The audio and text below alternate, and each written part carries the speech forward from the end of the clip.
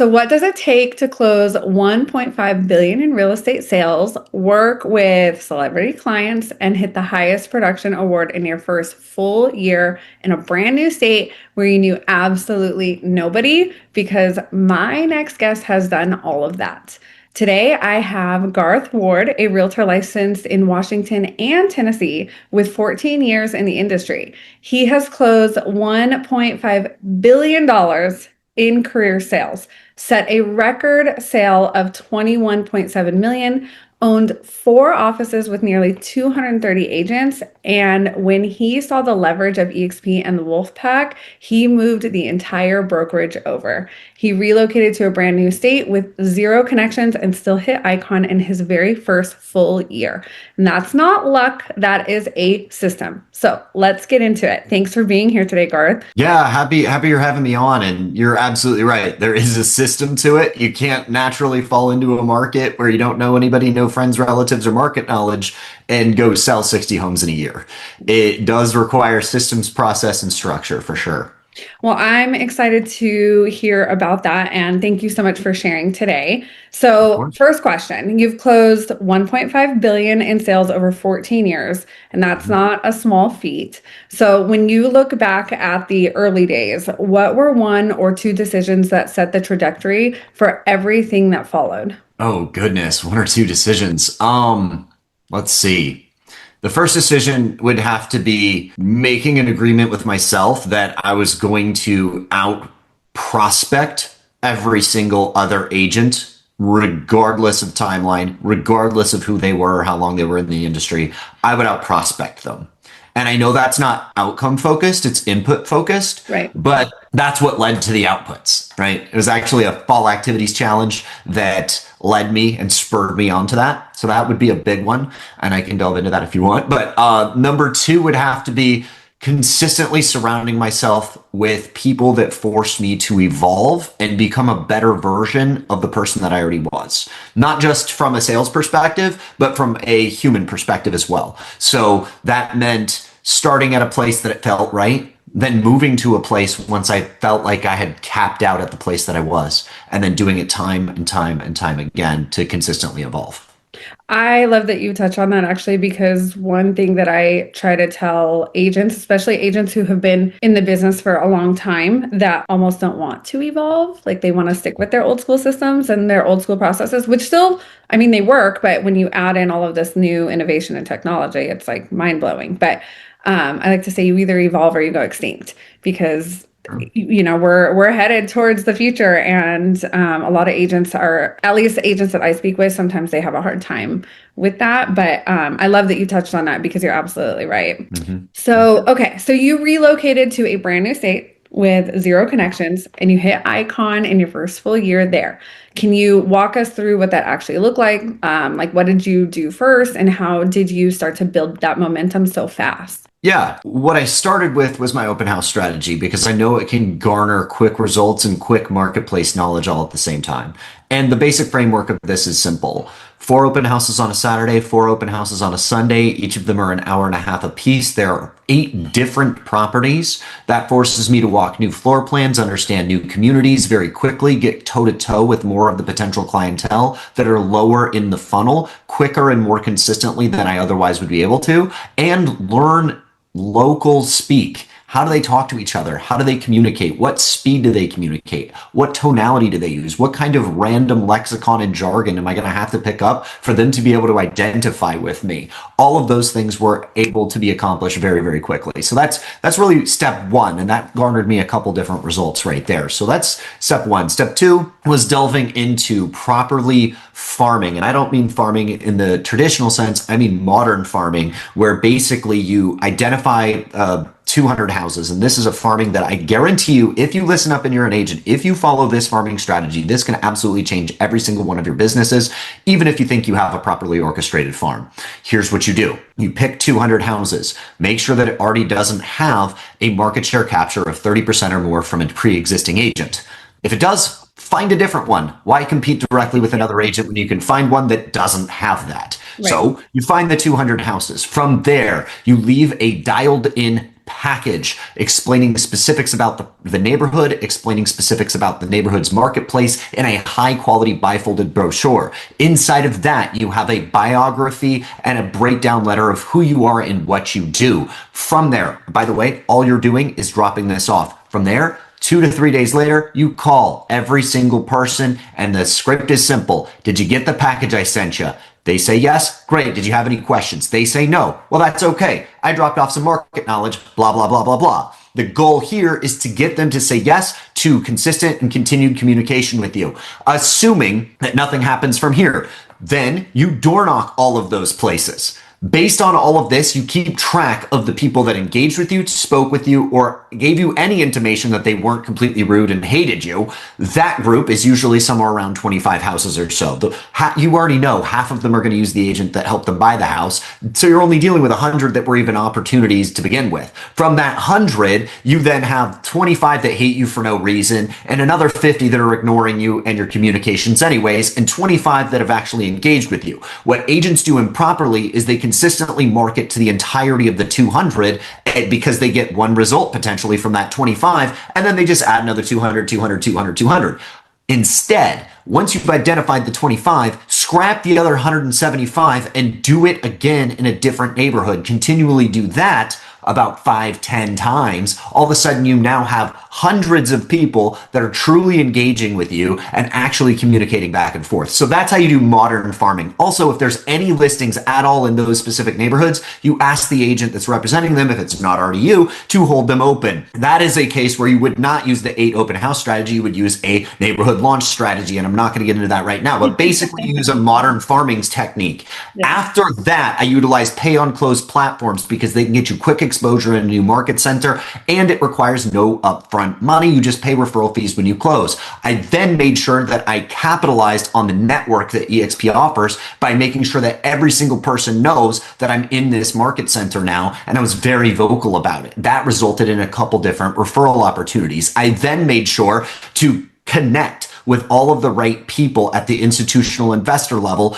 because they have entire portfolios of management companies that have thousands of houses that they need to sometimes disposition and acquire tens of houses at a time. That helped me as well. So I used basically all of those in conjunction with social media prowess, and that resulted in the turn of events that we are in today. That being said, I also made sure, this is the extra cherry on the top, to get deals from my deals. Every deal should get you a deal. And agents ask for referrals improperly every single time. I know you're an agent, you're listening to this and you're thinking, oh, I ask for referrals every single time. Once I'm closed, I always say, the greatest thing you could do is give me a referral.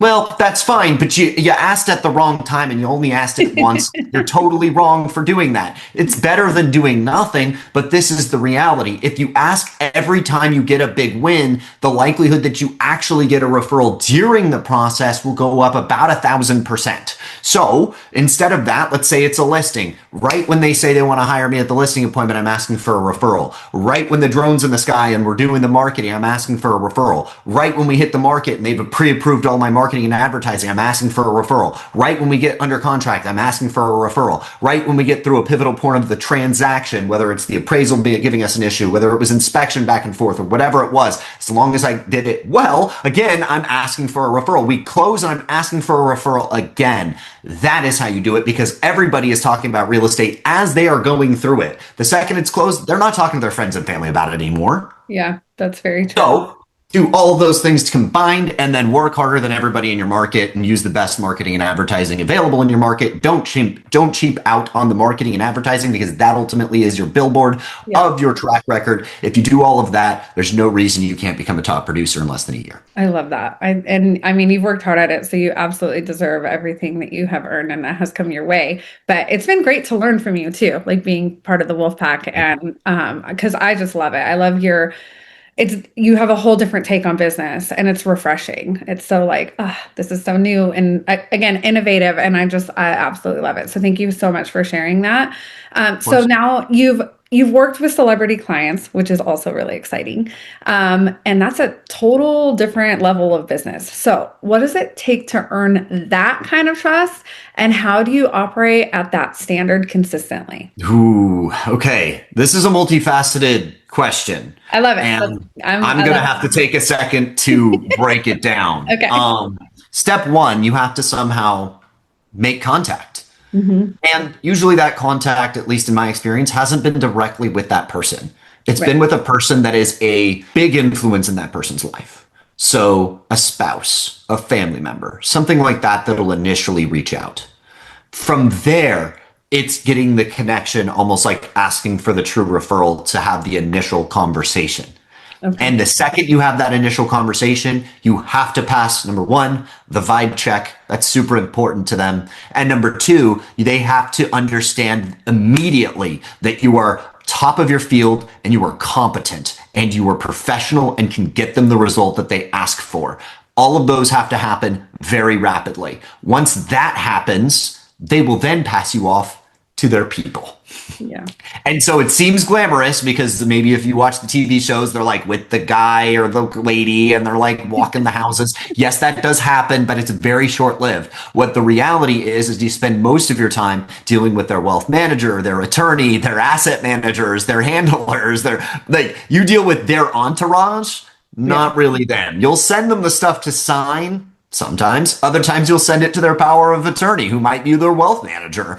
So it really depends. But the next step after you get them to say, like, basically be on board with liking you is then get the rest of the entourage on board with liking you because they're not going to make the decision without getting them to sign off on that decision too. So then they say, yeah, this is the right move. They all decide to work with you at the same time, then you can proceed with whatever process you lay forward. And so, have you ever had to sign an NDA for working with Yes, people? I love it. absolutely. Yeah. Not just with important clientele and VIPs, but also even with large scale businesses, Yeah. builders, developers, all the time, all the time. That's awesome. I love it. That is a really cool part of business that and so I'm happy that you've gotten to do that because again, you've worked hard for that. So I appreciate that. Here's a caveat. Something super important that I think matters a lot to this entire space is anonymity. As much as I will champion the fact that I've worked with some, and there are a couple that are okay with me saying that I've worked with them, right. and they voiced that when we did. I have never and will never say where and what and how I helped them ever. And because of that, they understand that they don't just get the process and the professionalism with working with me, they also get a level of privacy that they wish that they had in their previous purchase that usually doesn't happen. What usually happens is a publication or a news source or somebody catches onto a story and then it happens and then everybody just happens to know where they live now and it's annoying and they don't want that. So the best way that I've been able to find to do these sorts of things is to operate completely off market, operate completely with even properties that aren't on the market, find them the right fit with things that are exclusive opportunities and then never even say where or what those were. I love that. And I think that is super important. And I mean, even like you said, not just maybe very well-known people, but also business owners and even, multimillionaires. So I think that's great. And now because you've done all of the things, you've also owned 4 offices and had nearly 230 agents under your umbrella. So what did you learn about leadership and scale from running an operation that size? Oh man, a lot. I started it when I was really young. I was about to turn 24, I want to say, at the time. And a lot of people didn't want to trust me because I was a young guy. But hey, I was still selling a lot of property. I was doing a lot of sales. And so initially I got, all the agents that were completely failing. You were either brand new and a young agent, you saw me and were like, I identify with that other young person, let me go work with him. Or you were an agent that had been in the business for a couple of years and you were about to quit because you've not gotten any traction at all at other large brokerages. And so basically what I did is I focused on having those people implement my processes.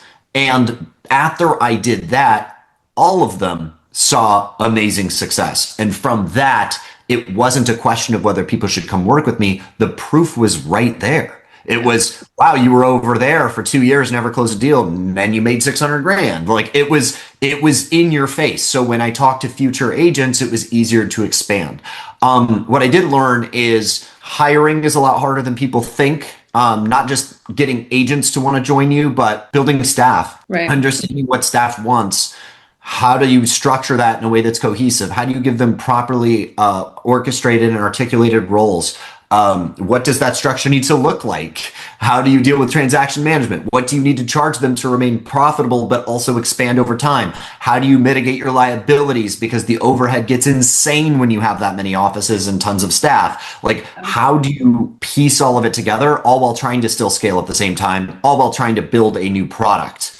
And I can tell you that for the most part, it just isn't worth it. Right. Not even for the most part. Really, ultimately, what it was is it was a great process in me feeling like I was really cool and everybody saying, wow, that dude, he owns a brokerage and it's really big and it's got all these agents and he has this really cool brand. It's right there and right there. But like the thing is people don't look under the hood of what the net reality is of that. I went from producing almost 100 million in sales a year to like 30 million in sales a year. Also, I could manage this company and make a couple $100,000 at its peak in net, a Right. few hundred or whatever. And so after a 4 year period of time, most people they don't understand the value of brokerage, but here's the basic valuation metrics. You take a 3x multiple of actual net proceeds. And that assumes you actually have managers that are paid properly. You have locations, staff, processes, software.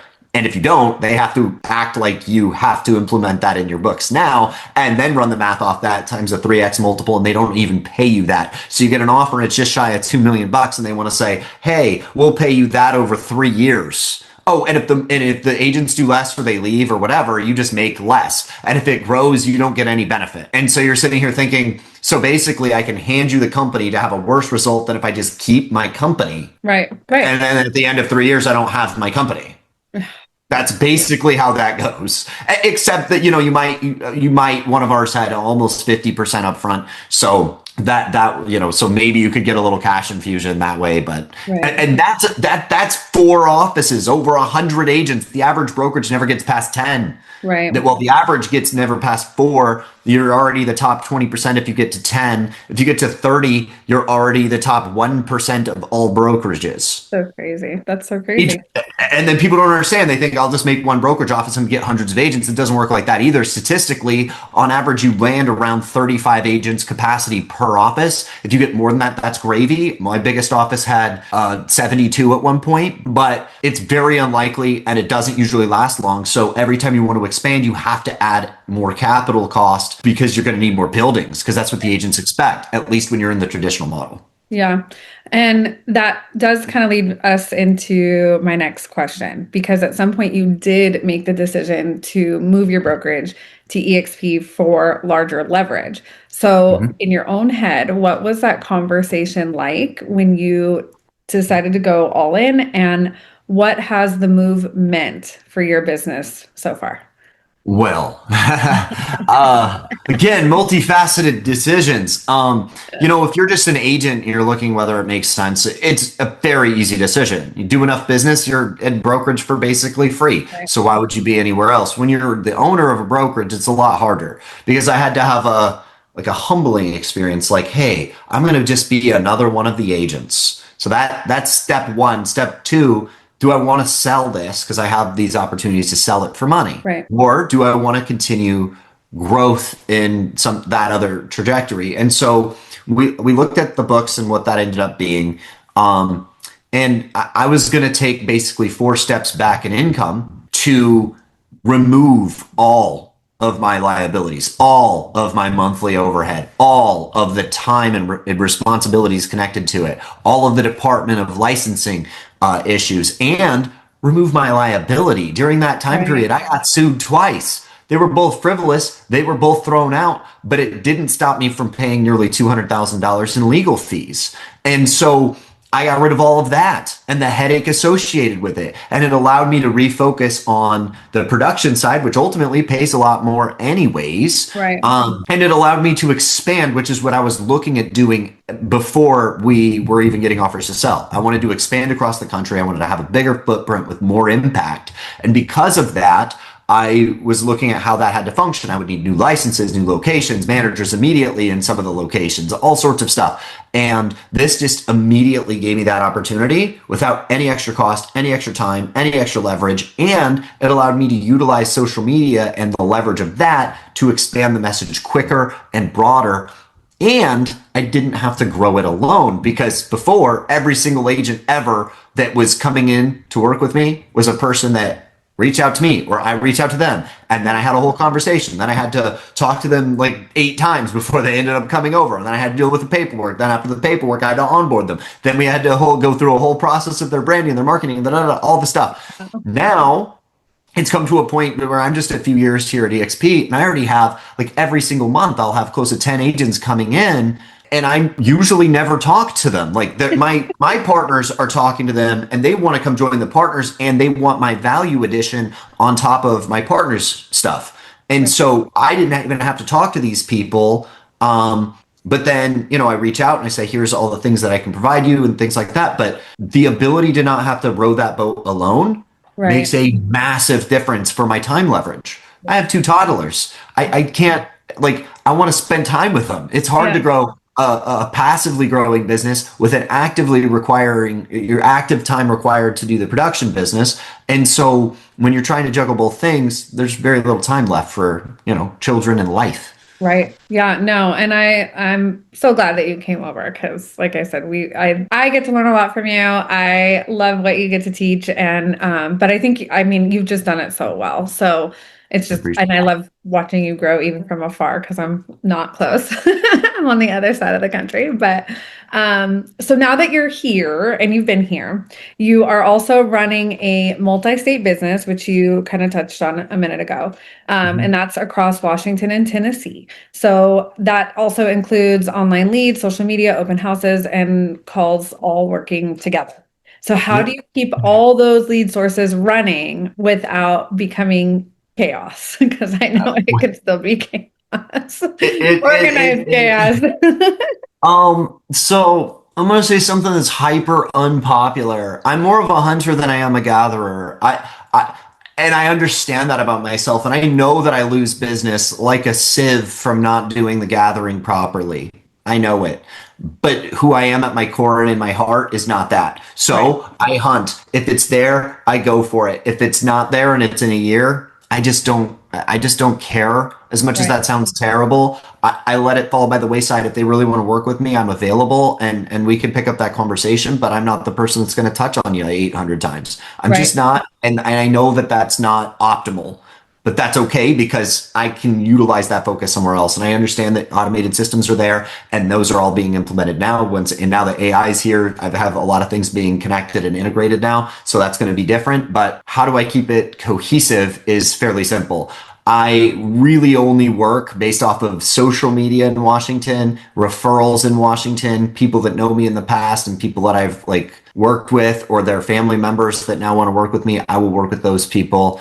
And it's not that complicated to deal with it, because we have things like Zoom where we can pop on. I can have the entire consultations through here. And then, I just have some people just throw on a box, and I have my team already set up there for so long that the infrastructure is already there to operate that, pretty hands off. And then I just primarily focus here in Tennessee now. Love it. I love it.